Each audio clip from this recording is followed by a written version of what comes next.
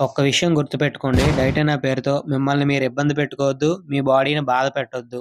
So, మీరు diet follow అవ్వాలనుకుంటే first మీరు తెలుసుకోవాల్సింది క్యాలరీస్ అంటే ఏంటి? అలానే న్యూట్రిషన్ అంటే ఏంటి?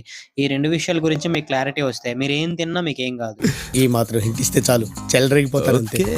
ఏమైనా తినొచ్చు అంటే హ్యాపీగా ఫీల్ అవ్వడం కాదు. మీరు తినే ఫుడ్ ఐటెమ్‌లో కార్బోహైడ్రేట్స్, ప్రోటీను, ఫ్యాటు ప్రాపర్ క్వాంటిటీలో ఉండేటట్టు చూసుకోవడం మీ రెస్పాన్సిబిలిటీ. ఫర్ ఎగ్జాంపుల్ ఇప్పుడు నేను తీసుకునే మీల్‌లో నేను కార్బోహైడ్రేట్స్ కోసం రాత్రి మిగిలిపోయిన అన్నంలో వాటర్ ఏసుకొని రెడీ చేసుకున్నా. నా డైట్‌లో రైస్ రెగ్యులర్‌గా ఉంటుంది. ప్రోటీన్ కోసం ఎగ్స్ ఉడకబెట్టుకున్నా. దాంతో పాటు ఇంట్లో ఉన్న కూర కూడా తీసుకున్నా. అది బఠానీలు, క్యారెట్‌తో చేసిన కూర. అందులో కొంచెం ఫ్యాట్ పర్సెంటేజ్ ఉంటుంది. ఫైబర్ కూడా ఉంటుంది. 5 గుడ్లు ఉడకబెట్టా. అందులో 2 ఎల్లోలు నేను తీసుకుంటా.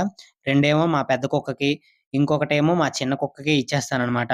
మీరు కూడా ప్రతి మీల్‌లో ప్రోటీను, కార్బోహైడ్రేట్సు, ఫ్యాట్సు అలానే ఫైబర్ కూడా ఉండేలా ప్లాన్ జేసుకోండి. ప్రతి మీలు ఎంజాయ్ చేయండి.